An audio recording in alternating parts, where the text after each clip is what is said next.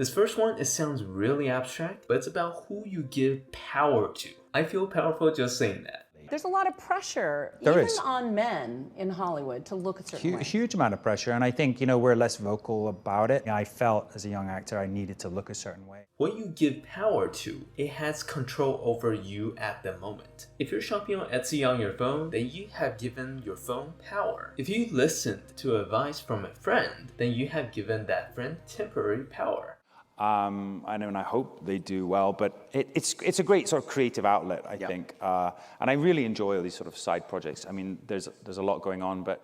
So you can see that giving away power is not necessarily a bad thing, because a lot of times, taking that role of a student is the best way to improve faster. Only when you unwillingly or unknowingly give your power away, that's actually making your life difficult. Kind of like how you unwillingly watch 3 hours of cat videos and felt unproductive afterwards. So take inventory of who or what are you giving away your power to. If you like what you've seen so far, great. Hit that like button. This next one, it really leverages your self-awareness. Most people, they build their environment for comfort, but in reality, you should build it for support. Because if you're trying to be productive and growing, it's not always going to be comfortable. Yeah, just see how productive you are when you're in your pajamas.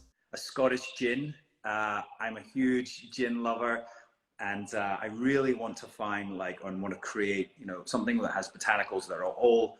If you know you're bad at remembering things, then use alarms and calendars. Personalize and find support for your weaknesses, especially the ones that happens again and again, so you don't waste unnecessary energy. His love of his homeland in a new book. It's called Waypoints, My Scottish Journey. It chronicles his 96-mile trek deep into the Scottish Highlands, and he's here to always be on the lookout to kind of examine what other people are doing, but in the context of, will this actually work for you? This next one, it's so simple, but people do not do this enough. This is overcoming the fear of dread. You can practice the same long jump or technique or whatever, but ultimately, when you're doing it in the competition, you just have to forget about what you've learned and just do it. Every time you say to yourself, man, I have to do this, you are making things more mentally difficult for yourself. So a good way to counter this is to not give yourself even the time to even dread about it. Our brain is a